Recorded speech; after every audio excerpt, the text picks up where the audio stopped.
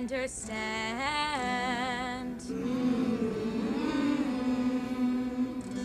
We have to learn what's right from wrong by those who understand.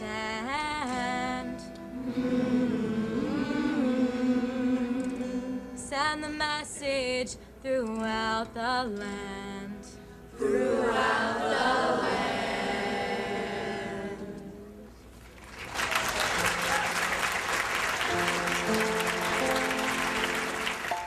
And I want you to just look around the room for a moment and see the shape of spiritual beauty that has appeared.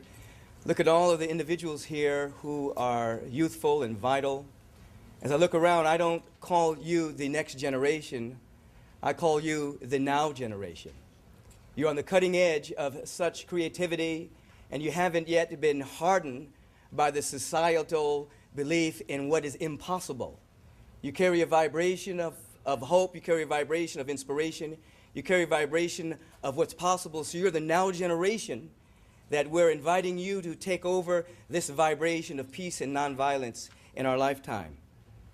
For those of you who don't know what the season is, it is a 64-day campaign, an educational campaign in which we bring the teachings of Mohandas K. Gandhi and Dr. Martin Luther King Jr., and we have teach-ins and pray-ins and other ways of celebrating these principles all around the United States and around the world. This year, we've added Cesar Chavez into this mix as well, for he was also an individual that used these principles to forward his movement with the United Farm Workers and to bring about just wages for individuals.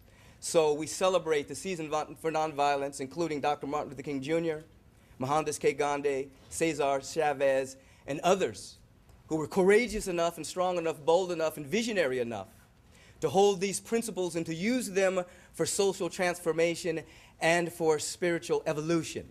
So we're inviting you into the aegis of this kind of vibration. Just once again, I just want you to look around and just see all the young people here, and we just give yourself some love in this moment. Just thank yourselves for being here.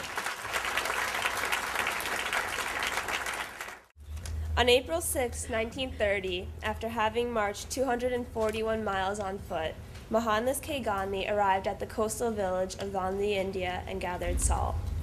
It was a simple act, but one which was illegal under British colonial rule of India. Within a month, people throughout the country were making salt illegally, and more than 1,000 were sent to jail. Many fell victim to police violence, but none retaliated or even defended themselves. With this act, Mahatma Gandhi epitomized the power of ahimsa.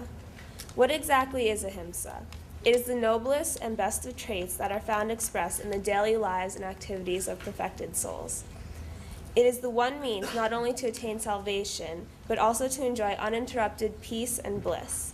Some people assume that ahimsa is simply nonviolence. However, its true meaning and effect on society go much deeper. It is forgiveness, the acme of bravery, an expression of the deepest love for all humans. For Gandhi, ahimsa was inseparable from civil disobedience.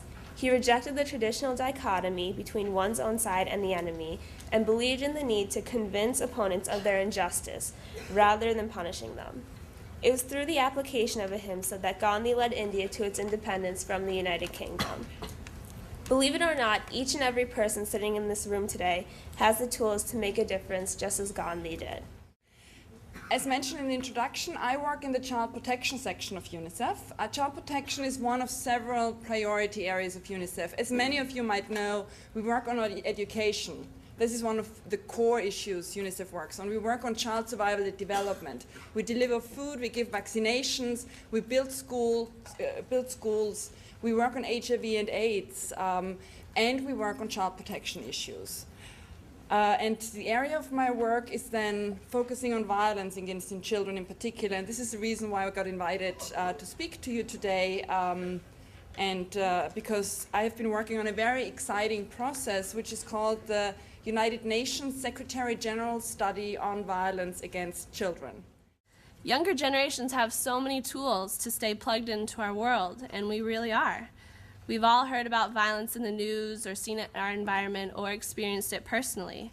And we do have opinions about it, regardless of our age. When we take that next step, when our opinions become words and they become actions, that's when real change starts to happen. It is so important that we realize how powerful we are when we really put our minds to something. And like many people have already said before, we must also understand that as the younger generation, we owe it to ourselves and to each other to make sure that the world that we inherit is a peaceful one. One way to help do that is through programs that help raise awareness about violence and how to counteract it, like the Peaceport program, which you all should have received. The Peaceport, which is a modified passport, was conceived of as a celebratory gift for riders of the Gandhi King Peace Train in April of 2007. Conflict usually grows from a stereotype. Stereotypes are how people categorize someone by race, color, or the way they look. I'm telling you this because it isn't funny when you make fun of another person. And we, as peer mediators in training, shall find those abused people and empower them to stand up for what they believe in.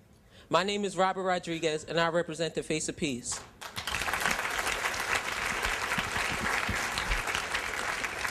Every day, kids walk the halls with their heads lowered due to the abuse they receive from mothers. They question whether or not they should come to school, walk the halls, or go out in general.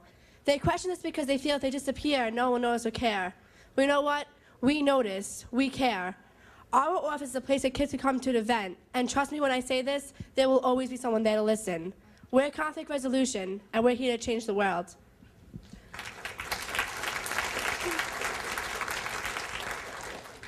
Hi, I'm Angela. I'm hard of hearing. People judge others by their disability. I met people who can understand me, and I met others who think that my disability affects my intelligence. Just because someone is different from you doesn't mean that they're stupid. I'm Andrew Colombo, and I am a Face of Peace.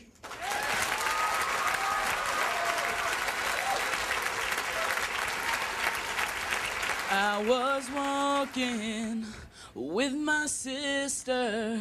She looked so fine.